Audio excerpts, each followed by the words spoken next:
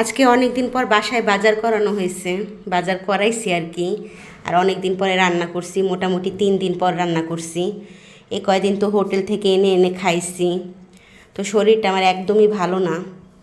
এখানে হলো দুপুরের জন্য শসা লেবু কাটছি, আর এখানে হলো ফুলকপি দিয়ে সিম দিয়ে আলু দিয়ে ভাজি করছি একটা, বেশি করে ধইনা পাতা দিয়ে। আর এইখানে একটা বেগুন ভাজি করছি।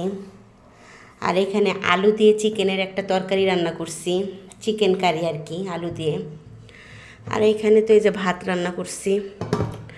তো এই যে তরকারি ভাজি করছি, এগুলো আমি 2 দিনের জন্য করছি, মানে আজকে আর কালকের জন্য করছি।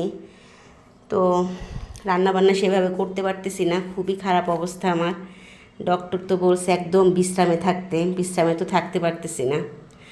তো এখন অনেক কষ্ট করে রান্নাবান্নাটুকু করছি, এখন আমি গিয়ে শোবো। তো শোয়ার আগে আমি এই যে 2টা ইনহেলার নিব এখন, আর হলো এই যে নাকের স্প্রেটা নিব। ইনহেলার আর স্প্রেটা নিয়ে এখন আমি বিছানায় গিয়ে শোবো। আমার এখন আর ভালো লাগতেছে না, আর পারতেছি না।